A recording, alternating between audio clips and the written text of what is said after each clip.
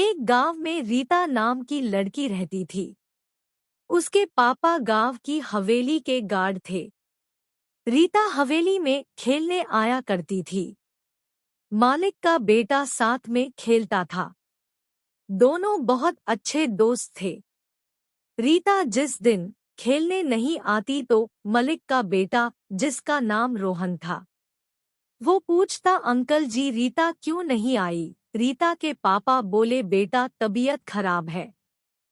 रीता की तबीयत ठीक थी, पर एक बार मालिक और मालकिन बात कह रहे थे, वो गार्ड की बेटी है, उससे हमारा बेटा क्या सीखेगा, कैसे माना करे, रोज रोज आ जाती है। रीता के पापा वही थे, वो सब सुन रहे थे और अपनी पत्नी से सब बताया। तो रीता की माँ बोली, सही तो बात है, हम गरीब लोग, इतना बोल के शांत हो गई। रीता ने सब सुनी और रोने लगी, अब मैं खेलने नहीं जा सकती। रोहन रोज पूछता, रीता ठीक तो है ना? तो रीता के पापा बोले, बेटा थोड़ा समय लगेगा। रोहन बोलता, मैं रीता से मिलना चाहता हूँ।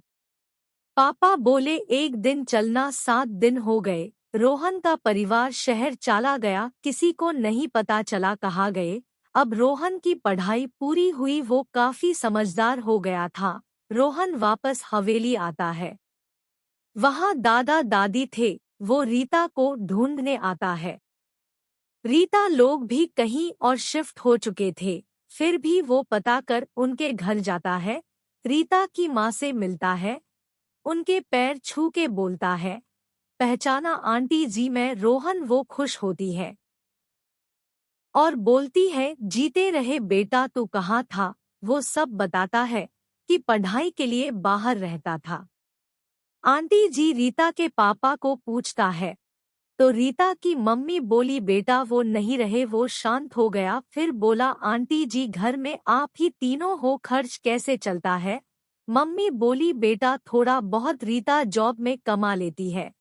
रोहन अंदर से बहुत उदास हुआ और कहा, आंटी रीता की भी अभी पढ़ाई हुई है, न कम उम्र से कितनी जिम्मेदारी है।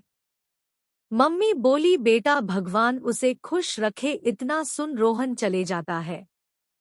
दूसरे दिन फिर मिलने ही आता है। रीता से वो जॉब में जा रही होती है। वो पीछा करते जाता है और देखता है कि वो जूते चपालों के दुकान में जा रही होती है। रोहन सोचता, अब निकलेगी, 1 घंटे हो गए। वो सोचा खुद के लिए ले रही होगी, जाके देखा तो वो सबको पहना पहना के दिखती थी। रीता को ऐसा देख रोहन के आंखों में आंसू आ गए। फिर रीता पास में आकर पूछी, उसने अपने आंसू पोंछा। रीता बोली, साहब क्या दिखा दूं? रोहन बहुत स्मार्ट था। देखने में रीता भी बहुत सुंदर थी। रोहन ने पुरानी चपालों को देखकर समझ गया, ये रीता के ही है। रोहन बोला, आपके नाप की जो मिल जाए। उसने दे दिया। रोहन बोला, अच्छे से अच्छा देना।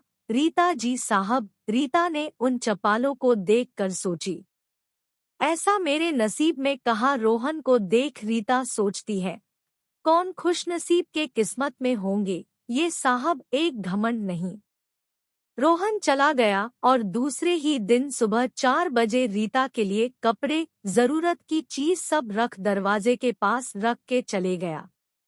सुबह रीता बोली मम्मी से, कौन होगा? मम्मी बोली, भगवान है, वो कर रहे मदद। अब ऐसा रोज होता। एक दिन रीता जगी थी, वो बोली, मम्मी मुझे उस भगवान को देखना ही है। आज रोहन वो ही सामान लेकर आया जो रीता की पसंद से लिया। जैसे ही दरवाजे में रखा, वैसे ही रीता हाथ पकड़ ली और बोली, अच्छा तो आप वो भगवान है। इतने में मम्मी आई। वो रोहन को देख बोली, रोहन बेटा तुम? रीता के आंखों में आंसू। रीता ने गुस्से में कहा, तुम कहाँ थे? मैं तुमको हर दिन याद करती थी। रोहन चौंक गया और उसने एक डायरी रखा था, आज वो सब बताने वाला था रीता को, पर रीता ही पूछ ली। रोहन डायरी भी लाया था, हर दिन रीता को याद कर वो यही लिखता। वो डायरी रीता के हाथ में दिया। जब उसके देखी तो यही लिखा था जो रीता ने रोहन से बोली थी। उसमें वो ही लिखा था, तुम कहाँ हो, मैं तुम्हें हर दिन याद कर रहा हूँ। ये पढ़ के दोनों खुश हुए। परिवार ने मिलकर शादी करा दी।